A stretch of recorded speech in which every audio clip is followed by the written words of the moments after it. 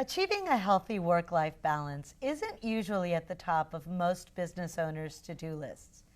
Today's guest, attorney Jessica Lynn Silva, explains the benefits of making work-life balance a top priority. She's a busy mother of three, owns a growing law practice, and helps her husband with his new business. She even finds time for creative passions, including modeling, doing voiceovers, and acting gigs. How does she do it? Stay tuned as Jessica reveals how to have it all. Also in this episode, we'll talk about networking. We'll break down how to network efficiently and how to turn handshakes into income. Finally, Jeff and I invite our guests to dive into the fishbowl, where we take on real-life oddball interview questions. This and more on Trending Now Talk. Let's fire it up. If you're an entrepreneur who wants to learn how to manage time, achieve goals, and increase profits, Trending Now Talk podcast is for you. Weekly episodes include business leaders who reveal valuable insights and lessons learned.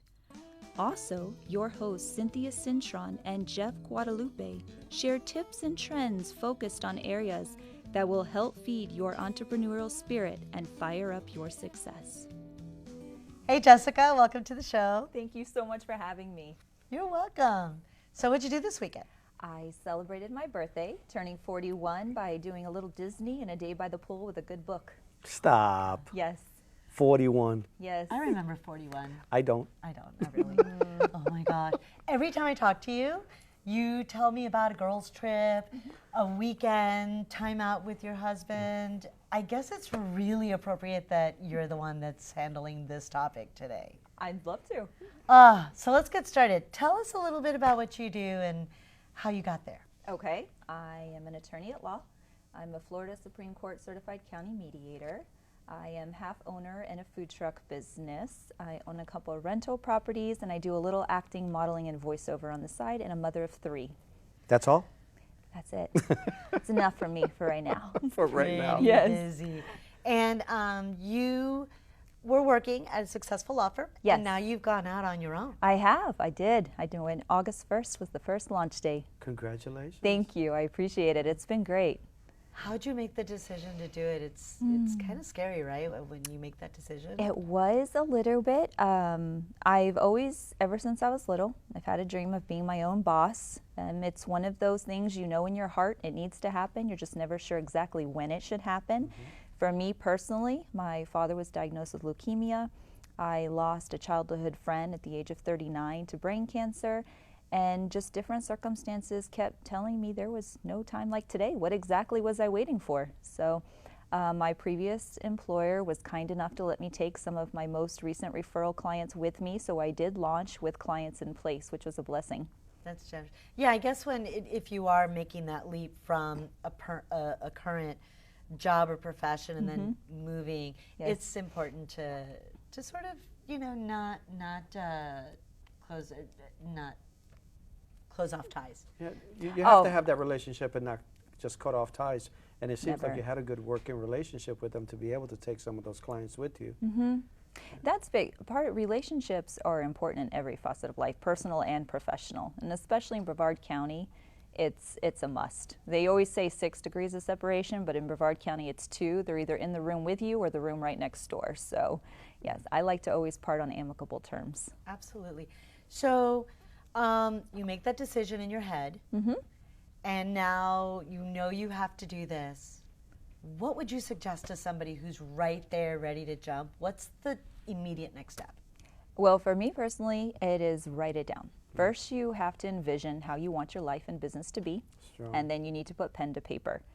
After that, I suggest researching some Google, find someone that is where you want to be, and either volunteering your time or asking them to coffee or lunch, just to ask them some top questions, the pros and cons, and make sure what you think it's going to be like actually matches up with reality. But writing it down, you had mentioned that. Why is that so important when you're venturing out on a new journey, starting a new business? Well, you had touched upon that. If it's not written down, to me, it's never going to actually happen. It's just, there's something about the way your mind works that when putting pen to paper triggers your brain to start figuring out how to make this happen and how to achieve success. Otherwise, it just jumbles around. You get a little overwhelmed. You think it'll happen one day, but you're waiting for circumstances to fall into place, which they never will. But then when you literally just take a journal, write it down, create some baby steps, do some research, and implement, then you start getting excited when you see things start happening. And it doesn't even have to be big steps. It can be baby steps, easily achievable steps. And I highly suggest you write down those easily achievable steps, because they encourage you to take on the bigger task. Yeah, and I agree with that. And I think also what it does, it's kind of like that, how do you eat an elephant one bite at a time thing. Right. You know, it puts it out. There are times, you know, in my own business where I feel like, wow, I have so many things that I have to get done. And when I take a few minutes, I force myself to sit down and put it out. It looks like it's something that's achievable. Yes, I think it's Nelson Mandela that said it's only impossible until it's done. So that was actually one of the motivational quotes that sat on my office desk forever, studying for the bar and going through. And sometimes things that seem just far, far away and never going to be achievable, it's amazing that the result of after it happens and you look back and then you realize, why was I so scared and why did I not start earlier? And that motivation and excitement work hand in hand. Yes. Because you were talking about writing it down. What I have found is if I have my list and I reach that goal, it builds that excitement, which motivates me to start the list all over again. Correct. And just keep that momentum. Correct. You know? Celebrate the small successes. Exactly. Right? Yes, You yes, have Because to. we don't. As business owners, it feels, and sometimes it's true, especially in the beginning, the wins are small and they're far between, and we should take the time to celebrate those wins, you know, and just enjoy the fact that you had one, because there's a challenge right there the next day. But you're still moving forward. Absolutely. And that's the point. And if you stay committed and you stay consistent, you just, a year from now, 2 years from now, you'll just achieve success that you could have only imagined. Exactly. Yes. And that word consistent, how do you stay consistent with your everyday life now, blending into your work life? Well, with my everyday life, I start every morning with prayer and either a workout with Beachbody On Demand or yoga and a podcast. Podcasts are huge in mine. I have to be surrounded by motivational posts and forward thinking and personal development. Also, I keep a journal, and in that journal, I use Shaylee Johnson's Smart Life Push Journal. That one works perfectly for me because it just kind of dumbs it down, helps you write down, pour all your thoughts on a paper, and it can mix the personal with the business. So if you want to keep track of what you're eating, how much water intake you're doing, if you want to keep track of what your taskers are for the day, but then prioritize those into your top 3 that must be done today. So I just find it a way to stay organized without feeling overwhelmed. So it's been a great asset for me. And on that topic, Shailene Johnson also has 2 free podcasts, The Shailene Show and the Build Your Tribe. And there's so much wonderful free information for business owners out there, just working to either grow or expand or even just starting. So that's for me personally what is always, it's a daily. You have to have daily habits that you're not going to deviate from. Absolutely. Absolutely. Have you always known how to prioritize? Was it something instinctively that you knew? Did you have a mentor that helped you? I go all the way back to, I'm the oldest of 4 children. I have 3 brothers. And then at the age of 18, I was a single mom. So you learn to grow up really quick and make some choices. I chose to go to college, and I did not want to be a statistic. When I took the entrance exam, I aced it. So the counselor at the time asked me if I had ever considered being a paralegal. I had no idea what a paralegal was. I knew what an attorney was, but not a paralegal. I asked her if they dealt with handicapped people. She laughed and said, no, they're the right-hand man to an attorney. I said, that sounds great. Count me in. So I took that, worked insanely hard for the next 4 years, going to school at night, commuting round trip, several hours, and being a full-time paralegal for Brock and Scott in Raleigh, North Carolina. So I think when you take on several taskers like that, it's just you are forced to start figuring out your strengths, your weaknesses, and how to be responsible and what triggers are for you and what organization tools are best for you. Excellent. What are the best habits that you think an entrepreneur can have, and what are the worst habits you think an entrepreneur would have? Well, for the worst ones, It's definitely going to be lack of motivation and failing to write things down. I know I harp on writing down a lot, but I cannot stress enough how important it is. You, as being your own business owner, you're going to be your own cheerleader.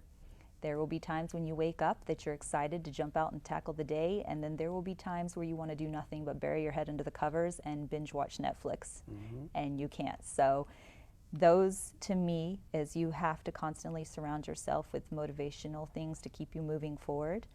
Failing to write down, you'll kind of wander. You'll go in circles and no direction, and then you'll become overwhelmed, and then you just kind of give up. And then you will never achieve and realize how much could have been just beyond the corner.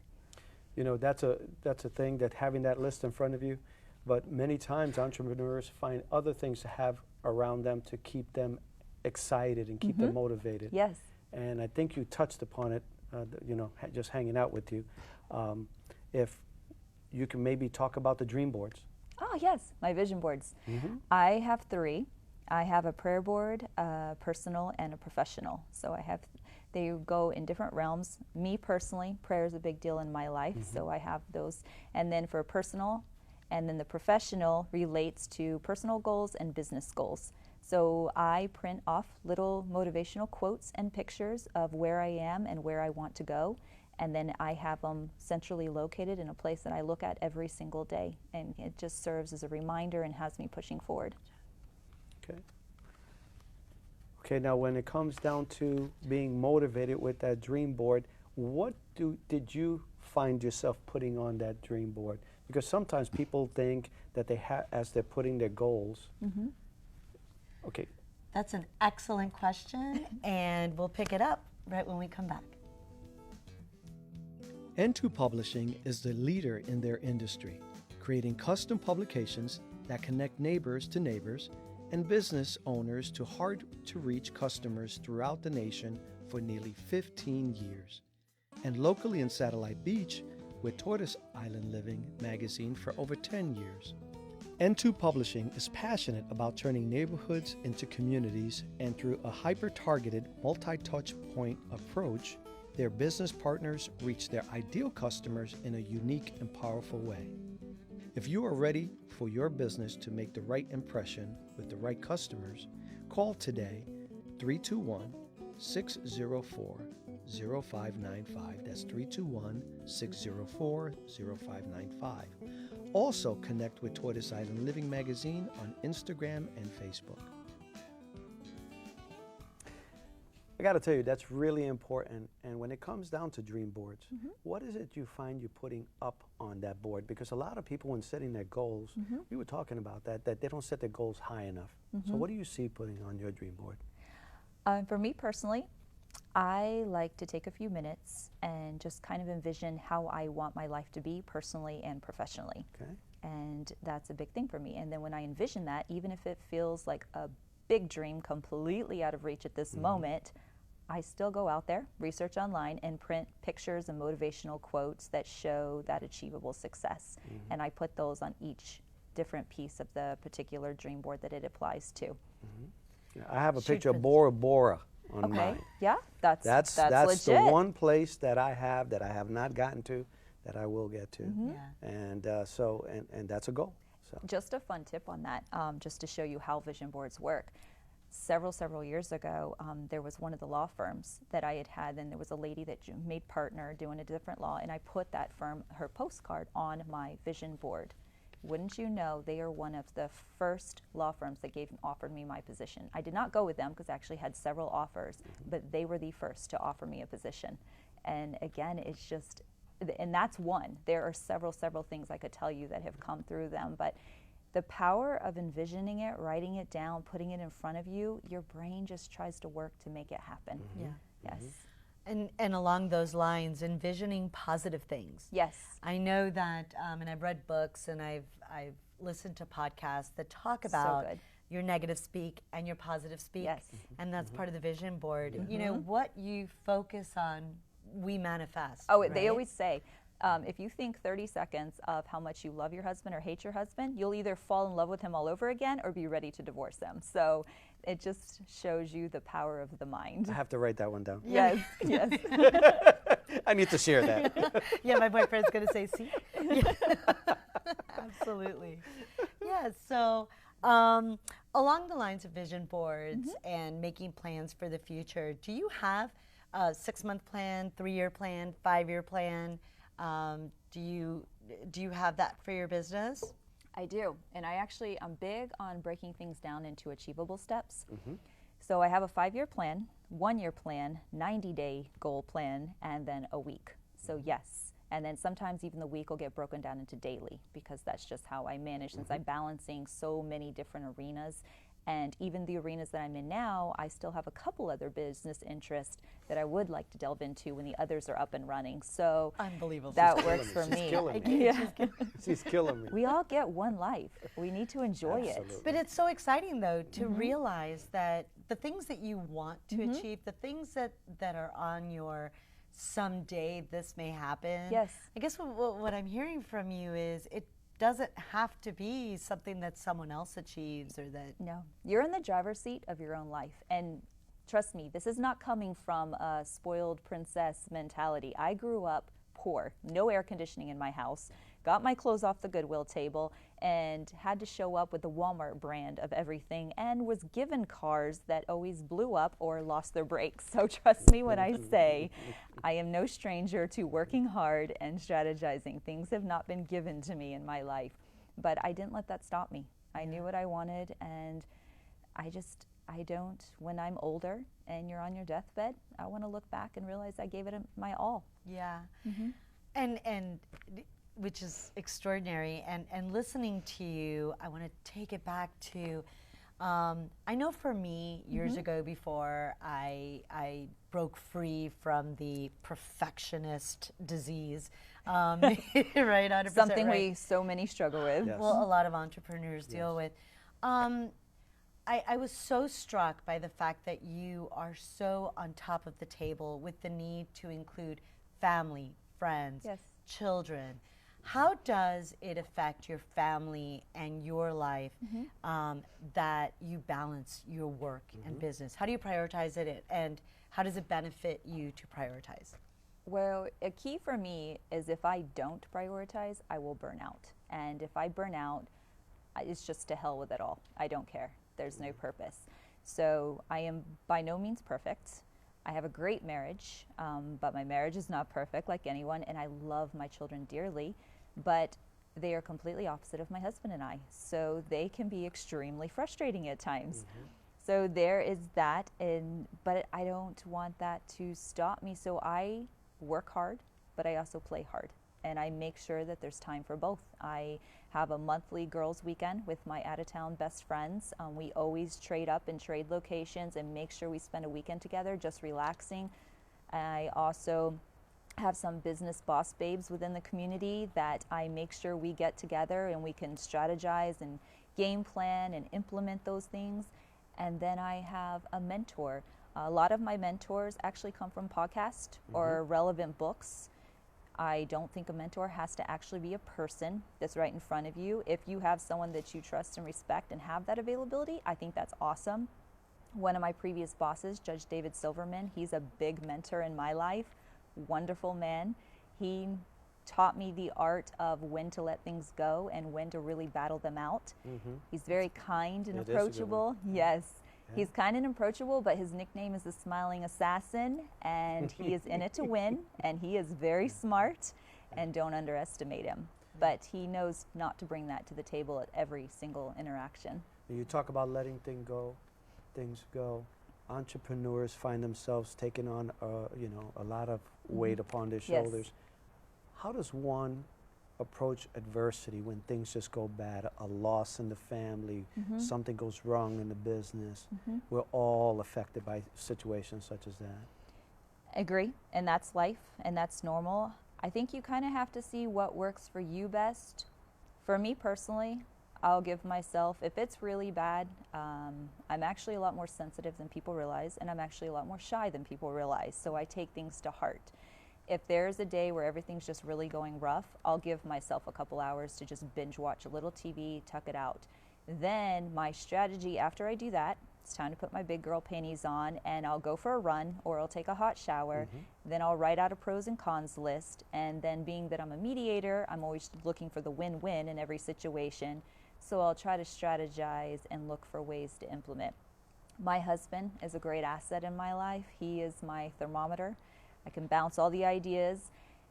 Kind of, if being an attorney, you have confidentiality. So if it's something that I can speak with him about, then I will ask him, am I overreacting, underreacting? And he kind of helps me balance in those regards. Gives and you then that I know, look. Yes, yes. So he'll talk me through it. If it's other like attorney-client privilege information, it's a good run. I personally love essential oils, so I have a diffuser going. I have pictures of the ocean and beach because that's a calming place for me. And then when I do those things, the creativity starts flowing, because I'm a big believer that if you think it through, clear and concisely with thought, and if you communicate, there's always a resolution that can be had. I think everybody would benefit from those words because, again, sometimes you'll have an entrepreneur, they're motivated, they're energized, they have their goals, and as soon as an adversity comes in, everything is shut down and they don't know how to start all over again. And what you just shared has a lot of points to help them start all over again. So that was good. Yeah. What's the one piece of advice that you would give to entrepreneurs who have been running 100 miles an hour, no balance, and this is a hard stop or a brand new concept? And really for most small business owners, it's a new concept. I mean, we hear it all the time. Yeah, sure, there should be more balance in our lives, but really it's something that goes in one ear and out the other. Yes. How do you get that first foot on the road? To me, it's don't let people put unhealthy expectations on you. You need to take a few minutes in the peace and quiet and search your own heart and figure out what you want out of life. And again, going back to how do you envision your personal and your business life and what you want it to be. Then my suggestion is you put that down on paper, you put in vision boards, and then you research how to make it happen. There's a lot of really awesome people out there that are willing to help you succeed. I like to keep my circle small, your quality of influences. My network is big because I'm a big believer. I love to connect people and just look for the win-win, but the circle that I trust and really look to for mentorship is very small. And if you're not a big people person, there are so many free podcasts and great books that can take the place of mentors as you're growing. Yeah, I've used Jim Rohn. Cynthia has shared many mentors that she's listened to. So again, you know, that's strong. You don't have to have a person right there. It's honestly as simple as staying committed. I call you? See, Yeah. she says she just calls me. That works. I call her. And now we're going to call you. Now we're That going to call works. Yes. I prefer text, you know. I want to be in a because circle of she's in the influence. pool. What happened? She put me in a networking group. I was in a circle of influence. Oh, okay. I love it. Yeah, so it sounds like a lot of what you do is really being present. Yes.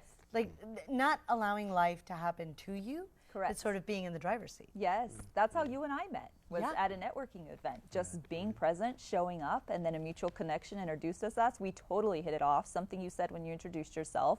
We beelined for each other after the meeting, and it worked beautifully. And I think if you stay committed, success will happen. One of the things we were talking about is laugh. Yes, Just laugh. you have to. You have to keep it light and laugh. I met Cynthia networking also. And again, that's what we found Get ourselves doing, around. talking about life events and start laughing and forget it. She just got that positive energy. But you know, some people just take things too seriously and they don't realize it's the small things that you can brush off, that you have bigger things to worry about. And there's some situations that call for seriousness, but again, I personally like to exceed expectations. So don't get me wrong, I take each individual job that I'm working on that day very seriously.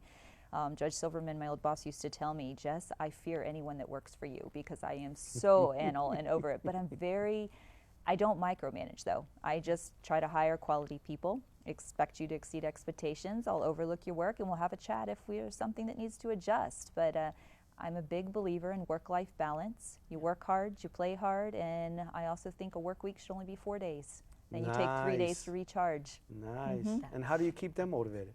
You're doing great at keeping yourself motivated. For employees, I Yes. think they're keeping them motivated by having a 4-day work week, and then your hours to be more very reasonable, 8:30 to 2:30 or 9 to 3, and then just giving them time to be off. Right now, I've been utilizing, being that I started in August, contract paralegals, so I haven't brought in a full-time staff yet. It is at that point I need to start interviewing, but up until this point, contract paralegals, they're as independent contractors, and that's worked beautifully for me. So it's a little bit where you can be a little more hands-off and don't have to be as delved, but will work. 4-day, 8 to 2. Can I get an application? Right. I'm just Yes. I'll take a look. I'll put you at the top of the list. saying. I want to interview. Yeah, right. If you have some estate and probate experience, you're in. Well, we won't go there. I think that you also touched on something that's really important. You really should know what your management style Yes. is. Yes. And sort of Yes. work, because there are a bunch of different styles. Absolutely, absolutely. But being sort of in integrity, first of all, identifying how you work best, how you motivate people best, and how that works for you, and then identifying that. Your mission statement, key qualities that are non-negotiables, and also there's so many free personality tests. That's something, even in friends, in my friends groups, we take personality tests for each other. So you understand how to be a better friend, how to be a better boss, so that you know whether you should be offended or they didn't mean it that way, or what kind of personality you're dealing with, who needs the type A head-on approach and who needs the very gentle Oreo approach. You give them a compliment, then you chastise them, then you compliment them again. So I just think we live in a world with a lot of diversity, and everybody's got something to offer. Yeah. And you have to keep that in mind, because even attorneys, they have that stigma. Yes, Yes, I we know. do You have see 'em in lots the- of lawyer yeah, jokes floating around. Exactly, the lawyer jokes, or you see them on TV or the billboards, and it's funny. You know, everybody has that stigma. So being real is Yes. something that we need to real focus on. People want authentic nowadays. Yep. Yeah, absolutely. Do you have a to-do list that includes fixing things that are cracked, broken, old, or half done? Stop stressing. Call Diversified Contractor Services, the premier choice for those in need of the professional alternative to doing it yourself. Diversified Contractor Services specializes in helping seniors, small businesses, and busy professionals who don't have the time or ability for light construction, repairs, or maintenance services. Their trained, dependable, and licensed team are ready to help with tile repair, light fixtures, painting, pressure washing, landscape installation, small to mid-sized construction jobs, and more. Diversified Contractor Services offers high-quality workmanship that's honest, dependable, on time, and done right. Call today for a free estimate, 321-215-8208. 321-215-8208. Also, connect with us on Facebook, Instagram, and LinkedIn. Just remember our name, Diversified Contractor Services. And now we come to a part of the show that we call the Fishbowl. Absolutely. In researching business practices for some of the largest corporations, we found that a common interviewing practice is to ask weird, oddball questions. At first, they may seem funny, but these businesses have realized that a candidate's answer can reveal a lot about how he or she will fit into the company's culture, leadership and team member qualities, and how the candidate reacts under pressure. Here at Trending Now Talk, we take a different approach. We ask guests these questions because we're silly and we love to watch our guests squirt. So let's dive into the fishbowl. Jessica? Yay. Go get that question. Go get that question. Oh, let's see here. No cheating. No looking. Uh-oh. Do I read the question? Read or the give question. It to you? Let's see what this one has. And the winner, no. I know, I kind of felt like it was a little bit like that. Okay, this question is actually asked at Trader Joe's interviews. Trader Joe's. Yeah. What would you do if you found a penguin in the freezer? Okay. Is it still alive?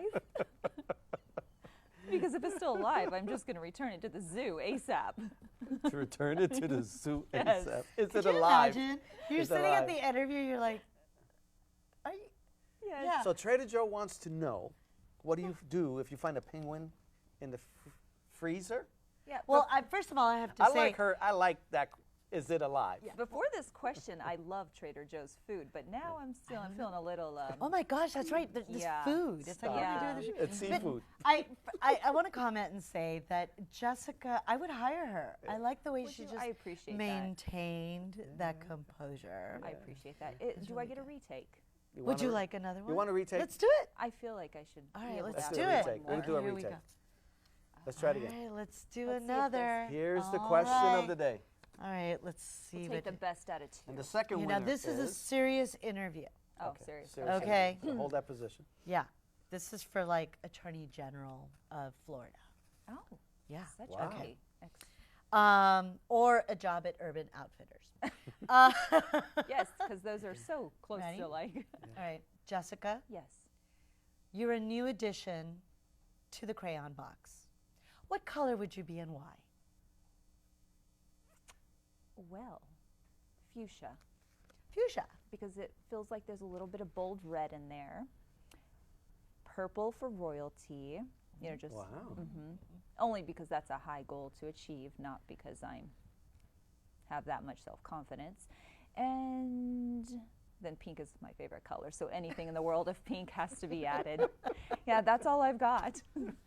I like it. What color? I like that. That's good. I That's like good. it. Yeah. You're hired. Thank That's you. it. You're I definitely appreciate it. hired. What's the pay? We'll get Because back- you know it needs we'll- to be high to give up we'll get owning back your to own you. business. Yeah, we'll get back to you on that.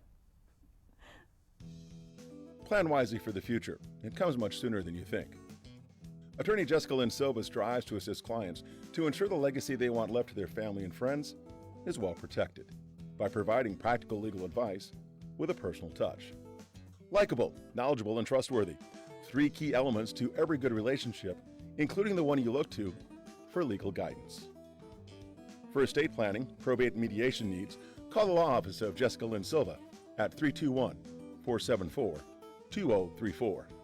Or send an email to jessicasilvaesquire@gmail.com. The law office of Jessica Lynn Silva is located in Melbourne, Florida. Now we're going to go right straight into the tip of the show. It's going to be dealing with networking.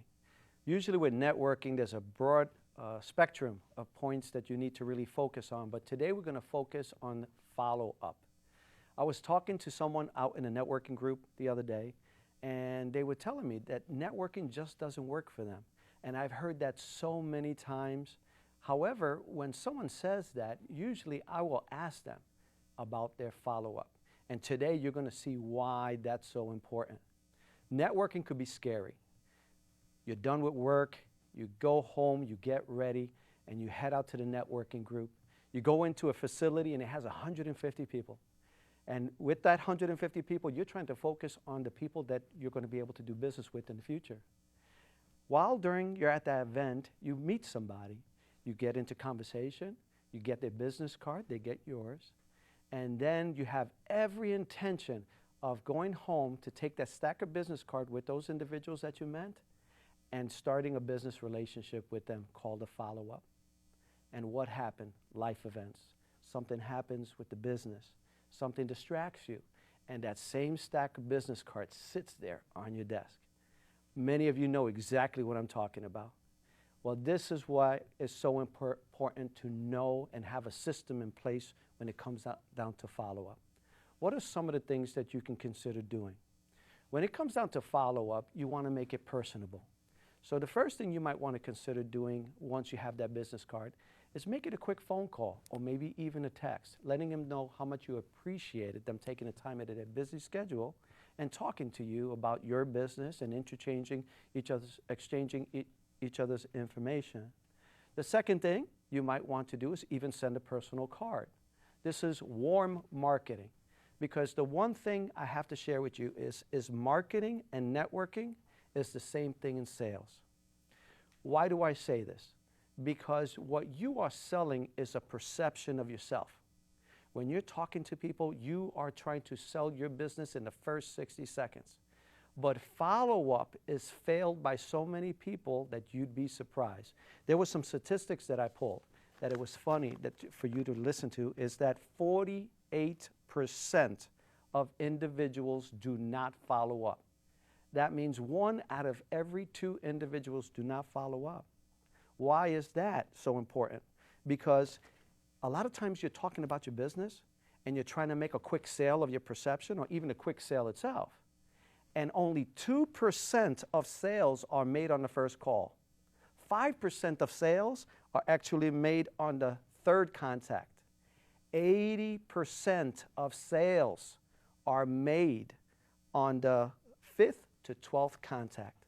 That's scary for those of us individuals who don't follow up. And that's why it's so important that you have a system in place. Now, those were a couple of points that I wanted to share with you when it comes down to follow-up, such as the warm follow-up, sending a card, sending an email. Some of the other things that you might want to consider doing, getting on their LinkedIn page and letting the individual know what a great time you had, and maybe giving them accolades on one of the social media pages that they might be using at the time. Many different systems that you can utilize are going to help you keep in contact with these individuals. And you want to do so. You want to have the next day contact, the same week, maybe a 30-day out, and keep that business rolling. So as you could see, there's so many different points when it comes down to follow-up to focus on. Having a system in place is key. Now, why don't we go see what Cynthia might have any questions when it comes down to that system in place. Well, I've been taking notes. What? Yes. Okay. Really good information. Excellent. Thank you. Jeff, let me ask you this. When you're following up, what is your favorite form of follow-up? Do you prefer a phone call or do you prefer an email? Phone call all the time, because you can hear the person's voice, you can hear the warmth behind it. I think sometimes society has gotten too fast and throwing out that quick text, and you can't really read in between the lines when it comes down to that. So I would say I'd love to receive a phone call from somebody I've met. Okay, and it sounds like from what I hear you say is that it's not just about meeting them one moment and then a phone call and then it's done. Really looking at building relationships. Absolutely, and this is what I think many of us have gotten away from. If I build a relationship with you, I'm not looking to only do business with you. If I start to gain your trust, you're going to introduce me to your family, to your friends, and that takes trust. And 60-second blurb on what you do for a living isn't going to be able to earn that trust. An automated email that I send out about giving information isn't going to build that trust. But if I constantly have communication with you via phone, via card, networking, or get together, maybe having something to eat, a cup of coffee, that's where you're going to start building that relationship and that trust. Yeah, I hear what you're saying, and I realize, and I had someone tell me this once, I didn't understand it until I started practicing it, and I realized that when I meet somebody, you say, for example, you're the perfect client for me, instead of selling to you, really, I just want to meet you, learn about your business, and then see where we go from there. I know that when I met Jessica, I met her actually at a networking event, and she called, and we weren't exactly sure what we were going to do, but she said, hey, do you want to go have lunch? I wasn't thinking about what I was going to sell her. She wasn't thinking about bringing me in as a client. We were just thinking about, hey, I really like her. It looks like she may be similar to me, have some ideas that I want to get to know. And, I felt the same way. And we had lunch and we just started talking. Is that? That's key. That is key. On a follow-up, I usually encourage people, don't talk about business. I want to know, how did you start your business? I want to know if you have kids. I want to know where you came from. Did you originate in Florida? What kind of dogs? What kind of cats? I want to get to know you personally, because I may not want to do business with you, right? But I still might want to be able to be friends. Yeah. So you'll learn. I might have leads for you. Absolutely. We may not be able to do business together, but you have no idea who I know. Exactly. But I won't know that, because you may give me work, but you're more protective of your leads. Yeah. of your friends, your family. Yeah. You're like, well, you know, I can try you out, but I'm not going to refer you until I see your work. So again, absolutely, to that first follow-up is to get to know someone personally. Yeah. Have you ever done business with someone that you met a year or 2 years ago, and then next thing you know, this happened to me a few months ago. I actually had a business card that was sitting on my desk, and it had been sitting there. I'm not kidding. It's got to be a year. And then I ran into this person on a cruise, totally unrelated. And then one day I just decided, we'd met, we'd chatted, niceties. And then one day I was sitting on my desk and I saw her card. I just picked it up and I called her. I said, hey, I don't know why your card lives on my desk. It literally resides here. But maybe we should talk. She said, yeah, let's do it.